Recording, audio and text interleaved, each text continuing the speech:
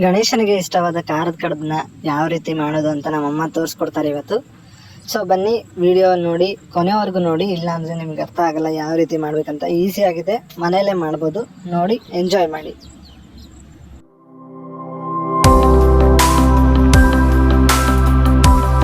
First ಒಂದು ಪಾತ್ರೆಯಲ್ಲಿ ಒಂದು 1/4 kg ಅಷ್ಟು ಕಡಲೆಬೇಳೆಯನ್ನು ನೆನೆಹಾಕಿಡಬೇಕು. ಅದಾದಮೇಲೆ ನೀರಲ್ಲಿ ಸೋಸಿಡಿ.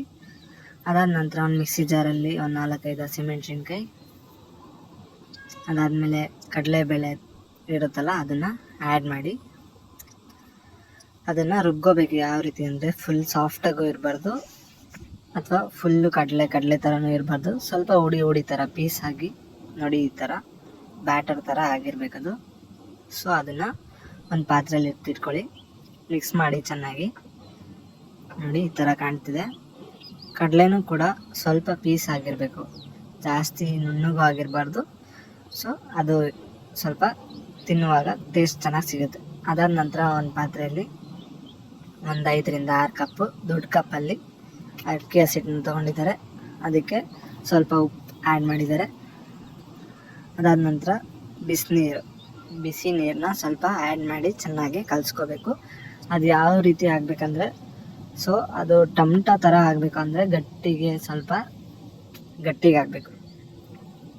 ಆ ಹಿಟ್ಟನ್ನ ಚೆನ್ನಾಗಿ ಕಲಿಸ್ಬೇಕು. ನೋಡಿ ಈ ಥರ ಚೆನ್ನಾಗಿ ಗಟ್ಟಿಗೆ ಆಗಬೇಕು.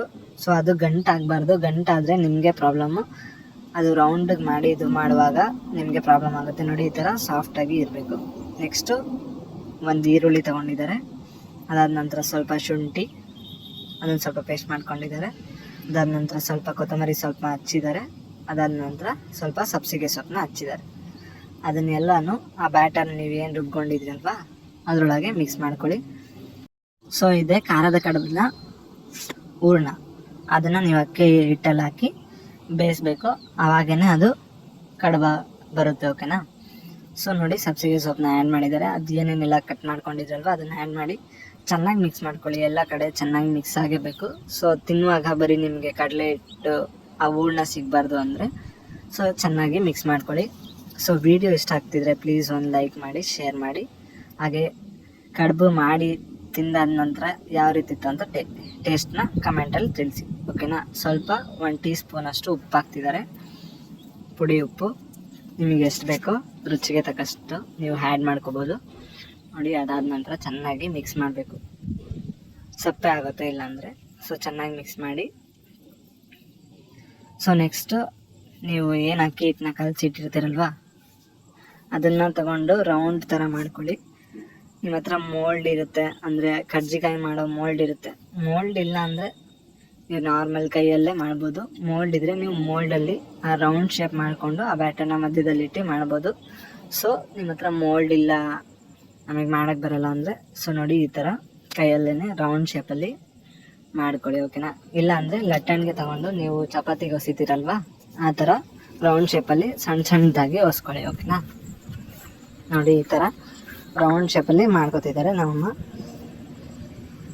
ನೋಡಿ ಈ ಥರ ರೌಂಡ್ ಶೇಪಲ್ಲಿ ನಿಧಾನವಾಗಿ ಮಾಡ್ಕೋಬೇಕು. ಅಕ್ಕಿ ಹಸಿಟ್ಟು ಕೂಡ ನೀವು ಮಿಕ್ಸ್ ಮಾಡುವಾಗ ಗಂಟಾಗಬಾರ್ದು. ನೋಡಿ, ಗಂಟಾದರೆ ಈ ಥರ ರೌಂಡ್ ಮಾಡುವಾಗ ನಿಮಗೆ ಪ್ರಾಬ್ಲಮ್ ಆಗುತ್ತೆ. ಸೊ ನೋಡಿ, ಹೊಡಿಬಾರ್ದು, ಆ ಥರ ಮಿಕ್ಸ್ ಮಾಡ್ಕೊಳ್ಳಿ. ಅದಾದ ನಂತರ ಈ ಥರ ರೌಂಡ್ ಶೇಪಾಗಿ ಮಾಡಿಕೊಂಡು ಅದ್ರ ಮಧ್ಯದಲ್ಲೇ ನೀವು ಬ್ಯಾಟರ್ನ ಆ್ಯಡ್ ಮಾಡಿ ಅದನ್ನು ಕ್ಲೋಸ್ ಮಾಡಬೇಕು. ಸೊ ನೋಡಿ, ಇವಾಗ ತೋರಿಸ್ತಾರೆ ಯಾವ ರೀತಿ ನೀವು ಅದನ್ನು ಮಿಕ್ಸ್ ಮಾಡೋದು, ಅದ್ರ ಮಧ್ಯದಲ್ಲಿ ಹಾಕೋದಂತ. ನೋಡಿ ಈ ಥರ ಮಧ್ಯದಲ್ಲಿ ಹಾಕೋಬೇಕು.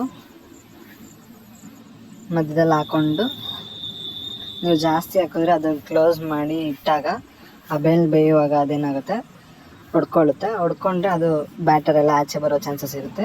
ಸೊ ಸ್ವಲ್ಪ ಮೀಡಿಯಮ್ ಆಗಿ ಹಾಕ್ಕೊಂಡು ಈ ಥರ ಕ್ಲೋಸ್ ಮಾಡಿ ಅದು ಫುಲ್ ಎಡ್ಜ್ ಇರುತ್ತಲ್ಲ ಅದನ್ನು ಕ್ಲೋಸ್ ಮಾಡ್ಕೊಳ್ಳಿ. ಇಲ್ಲಾಂದರೆ ನಿಮಗೆ ಮೋಲ್ಡ್ ಇದ್ದರೆ ಮೋಲ್ಡಲ್ಲಿ ಆರಾಮಾಗಿ ಮಾಡ್ಬೋದು. ರೌಂಡ್ ಶೇಪಲ್ಲಿ ಮಾಡಿ ಅದರಲ್ಲಿ ಹಾಕಿದ ತಕ್ಷಣ ನೀವು ಮಧ್ಯದಲ್ಲಿ ಬ್ಯಾಟರ್ ಹಾಕಿ ಕ್ಲೋಸ್ ಮಾಡಿ ಇಡ್ಬೋದು. ನೋಡಿ ಈ ಥರ ಆಗಿದೆ. ಈ ಥರ ಆದ ನಂತರ ನೀವು ಅದನ್ನು ಇಡ್ಲಿ ಪಾತ್ರೆಯಲ್ಲಿ, ಅದು ಟ್ರೇ ಇರುತ್ತಲ್ಲ ಇಡ್ಲಿ ಪಾತ್ರೆಯಲ್ಲಿ, ಅದರೊಳಗೆ ಸ್ವಲ್ಪ ನೀರು ಹಾಕಿ ಆ ಟ್ರೇ ಒಳಗೆ ಆ ಕಡುಬು ನೀವೇನು ಬ್ಯಾಟರ್ ಮತ್ತು ಅಕ್ಕಿ ಹಿಟ್ಟಿಂದ ಕಡುಬು ಮಾಡಿರ್ತೀರಲ್ಲ ರಾ ಇರುತ್ತದು, ಇನ್ನೂ ಬೆಂದಿರಲ್ಲ. ಸೊ ಅದನ್ನು ಈ ಥರ ಜೋಡಿಸ್ಕೊಳ್ಳಿ. ಅದರೊಳಗೆ ನೀವು ಬೇಕು ಅಂದರೆ ಆಯಿಲ್ ಕೂಡ ಸ್ವಲ್ಪ ಲೈಟಾಗಿ ಆ್ಯಡ್ ಮಾಡ್ಬೋದು. ಆಯಿಲ್ ಏನು ಬೇಡ, ಅದು ಕಚ್ಚೋದಿಲ್ಲ, ಅಕ್ಕಿ ಹಿಟ್ಟಲ್ವ, ಸೊ ಕಚ್ಚೋದಿಲ್ಲ. ಸೊ ನೀವೇನು ಮಾಡಿ ಈ ಥರ ಆ ಟ್ರೈ ಒಳಗೆ ಜೋಡಿಸಿ ಈ ಥರ ಇಡ್ಲಿ ಪಾತ್ರೆಯಲ್ಲಿ ಇಡಿ. ಕೆಳಗೆ ಸ್ವಲ್ಪ ಫಸ್ಟ್ ನೀರು ಹಾಕಿರಬೇಕು.